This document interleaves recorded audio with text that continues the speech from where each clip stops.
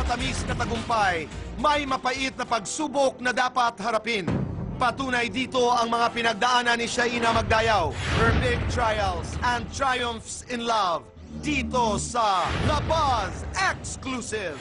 Sumasalamin sa tunay na kwento ng mga overseas Filipino workers ang panibagong proyekto ni Shaina, ang Kung Ako'y Iiwan Mo. Kasama sina Jay Cuenca at Bangs Garcia. Pumunta si Shaina sa Doha, Qatar para maipakita ang totoong karanasan ng ating mga kababayan doon na sa hirap man o ginhawa, patuloy na kumakayod para sa kanilang mga kapamilya. Isa man sa mga pinakasikat na young actresses ngayon, hindi pa rin ligtas si Shaina sa hirap at pagsubok ng matitinding intriga.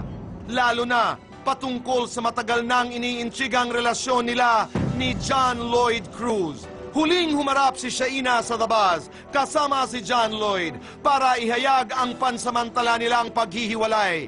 Pero bilang lalaki, nauna namang inilantad ni John Lloyd na nagkabalikan na sila ni Shaina. Nagkahiwalay kami, nagkabalikan, and now we're doing perfectly fine.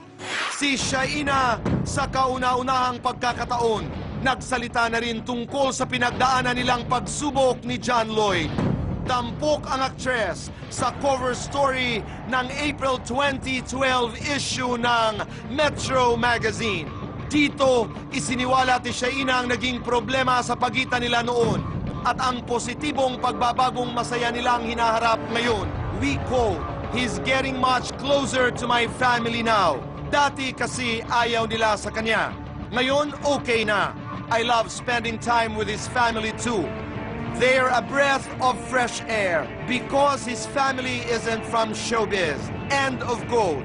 Ang kanyang mas matatapang na paglalantad at buwelta sa bawat hamon. Shaina Magdayaw, live! The Buzz Exclusives! Welcome to The Buzz, Shaina. Hi, Tito Boy. Hello po sa inyong lahat dito sa studio. Ayan, ako, Diyos ko. No, I'm always happy to be with you. I'm always happy, I say that. And you look beautiful. Thank you. Alam niyo po mga kaibigan, I was given a chance to watch the full trailer ng Kung Ako'y Iiwan Mo. You are brilliant. Sabi ko nga sa iyo, I think ang akin lamang, I think this is going to be a pivotal point in your career. This is your most mature role. How did you get to this place? Ito ba'y pinag-isipan? You have kissing scenes with Jay Cuenca. It's a mature topic. You went to Doha. How did you get to this decision of doing Kung Ako'y Iiwan Mo? Well, it's always been a dream. Siguro nga masasabi ko na dream come true tong project na to sa akin. Isa siyang malaking challenge na napakahirap pero napakasarap gawin. Napakahirap kasi lahat siguro ng pagdadaanan ng character ko, Tito Boy, ang layo sa mga pinagdadaanan ko sa totoong buhay. But of course, with the help of my directors and my leading man, si Jake, naitatawid naman po. Sanang masaya. Mahirap dahil malayo sa iyong Yes. pagkatao. But that's the whole challenge of being an actor, hindi ba? Masarap siya kasi nga yung mga things na hindi mo nagagampanan sa totoong buhay, parang nagagawa ko siya sa harapan ng telebisyon. Correct. Kung ano ang... No, I'm getting it. What makes it hard is what makes it also fulfilling. Yes. Hindi ba? Kasi Yes. you're able to experience other people's experiences sa pamamagitan ng role na Yes, ito. yes. Okay, talk a bit about your experiences in Doha. Kasi kayo'y nagpunta sa Middle East, hindi Yes ba? po, sa How Qatar. was it? Well, mahirap siya kasi everyday kami nagtatrabaho. Mainit? Nung nagpunta kami winter, It so was- maraming okay. salamat na lang kasi pag sobrang init, naku, hindi ko na po alam kung It ano can mangyayari be sa- hot there. Okay. Yes, yes. So 7 o'clock ng umaga hanggang 12 midnight nagtatrabaho kami. Minsan nag-extend pa till mga 2 a.m. Tapos the next day 7 a.m. ulit. The whole team, sila Jake, they were there for 3 weeks. I was there for 2 weeks. So mahirap talaga kasi mabibigat yung mga eksena na ginagawa namin doon. And sobrang stricto nung Okay. bansa. Right. So we have to follow schedules. their rules, Right. permissions doon sa mga locations namin. Mahirap pero nakita ko kung gaano ka-hospitable ang mga Pilipino doon. Correct. Kasi, Tito Boy, pinagluluto nila kami ng lunch, ng dinner. Mga hindi namin kilala, Tito Boy, Dinadalhan kami ng pagkain sa set. Kasi siguro natutuwa sila na makakita ng mga kapamilya doon, mga Pilipino rin, siguro kahit pa paano, Nangingilabot ako. You know why? nawawala yung pagod nila. Connection kayo, tayong lahat, sa kanilang mga sariling pamilya. Opo. Hindi man natin alam ang mga pangalan natin sa isa't isa, but we know each other. Okay. Kung ako iiwan mo, it's a story about a love triangle. Okay? Kayo ni Jake, dito sa Pilipinas, you fell in love, you got married, and then it's lonely out there. I mean, akin lang po ito, I don't know the story. It can be lonely abroad, na-meet uli ng kanyang asawa, ang kanyang former girlfriend, and then the story begins. Okay? Ang hirap, no? Ang hirap. May mga sampalan, sabunutan. Maraming sampalan, maraming sabunutan. At nung napanood ko yung full trailer, parang walang fake, ha? Nagkasakitan ba talaga kayo ni Banks Garcia? Opo, pero parang tingin ko mas nasaktan ko si Jake. Mas nasaktan mo si Sabi Jake. niya pinakamasakit na sampal daw yung sampal ko sa kanya. Kasi parang totoo eh. After the take, parang hindi na nga ako Pero hinga. totoong sampal yun, I saw that. Totoo lahat, Tito Boy. Totoo po lahat. Ang hirap Pati galit din. ko kay Jake doon, totoo talaga. Totoo talaga yung Opo, galit. totoo. Wow, ito'y mapapanood namin, umpisa kailan? Sa April 16 po.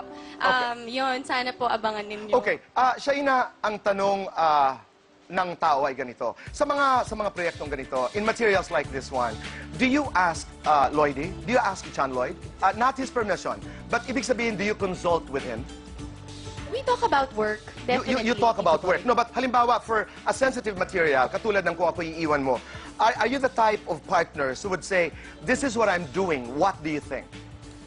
Well, siguro kasi dahil nasa iisang kumpanya kami, Tito Boy, and hindi naman po secret na very mature yung mga material na tinatanggap naming dalawa. I think tanggap na namin yun, na lahat ng gagawin namin, it's all part of it. But he asks you, I mean, he asks you what you're going to do, what the role is. Do you go into details? I tell him, wala naman po Okay, akong as tinatawag. actors, kayo ba yung nag-uusap in terms of, di ba, I mean, this is one of the most brilliant actors of his generation. Do you talk about technique, how to attack roles, how to do sampalan eksenas? No. You don't. We don't. Kanya-kanya kayo. We don't. Shaina, this is a difficult question. Is it a pressure to be the girlfriend of one of the best actors in this country? Is that a pressure to you? To be better than your last job? To be as best as you could be? No, kasi hindi naman po ako nakikipag-compete doon. Siguro it's an inspiration. He's an inspiration. That's a good way of looking at it. But, Oh. hindi Do siya you pressure. critique each other's work? I mean, do you say, alam mo, I have no right to do that. Tito no. Boy. Hindi naman yung critique. Pero ibig sabihin, do you make comments? Halimbawa, pag napapanood yung pelikula ng isa't isa na, you know, I think, because he's a talker. He's a conversationalist, di ba? He loves to converse. But I think sa aming dalawa mas lumalabas yung pagiging generous niya na tao. Hindi siya yung diktador An na actor. He's also a very generous actor. Yes.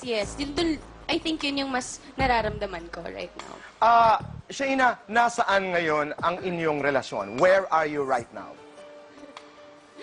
Nasa maayos at I tahimik am na really so lugar happy. naman po. Kasi kanina, when I was reading the script for my voicing, gustong-gusto ko yung nag-stabilize, you know, like your families now are okay, you love to spend time with your families, and I'm just so happy.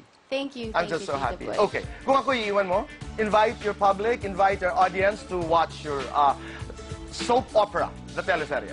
Yes po mga kapamilya, kung ako'y iiwan mo sa April 16 na po yan, syempre kasama ko po dito si Mr. Jake Cuenca, Banks Garcia, Miss Gloria Diaz, at marami pa pong iba.